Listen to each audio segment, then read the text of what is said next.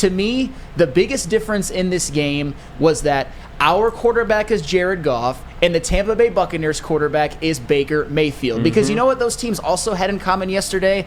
They couldn't run the ball. The Buccaneers couldn't run the ball. No opponent's ever able to run the ball against the Detroit Lions. But do you know who else couldn't run the ball, to be fair? The Detroit Lions. After David Montgomery was out, it was pretty much a combination of Craig Reynolds and Divine Ozigbo. I'm not going to lie. I didn't know who that was either before the game. I'm like, this guy's getting carries. But still, neither of them could run the ball. The Tampa Bay Buccaneers actually outrushed the Detroit Lions. But that was a game in which Jared Goff, he had one of the best games I've ever seen him play. Even though they only scored 20 points, it was just the way that he was impacting the game despite having no running game was incredible. Goff, 30 of 44, 353, 2 touchdowns, 0 interceptions.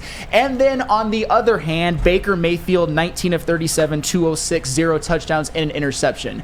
Baker Mayfield, even though he's played okay for the first 4 games of the year, is learning and will continue to learn as his career goes on. It's a lot harder to play quarterback when you don't have a great offensive line and Nick Chubb and Kareem Hunt in the backfield. And now he has no running game, which means that defenses don't really have to be honest when he goes into play action. And the Lions just pretty much stuffed every single thing that they did that day. Just a wonderful... I mean, when the Lions lose and they beat Baker Mayfield, best day ever for me. You know what's significant about Jared Thomas Goff?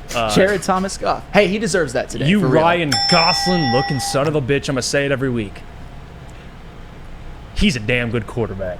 Damn good. And you mentioned it. The context of the game, 2 starters on your offensive line out. David Montgomery goes out. Craig Reynolds, 1.5 yards per carry. Ozigbo, 1.7 yards per carry. No run game, no problem. Jared Goff, 30 for 44, 350-plus yards and 2 TDs. Clean game, no picks. And I brought up yesterday on the pregame show, Jared's career playing the Bucs. In every game he's played the Bucs, he's had at least 2 interceptions. 0 yesterday. Not one of them.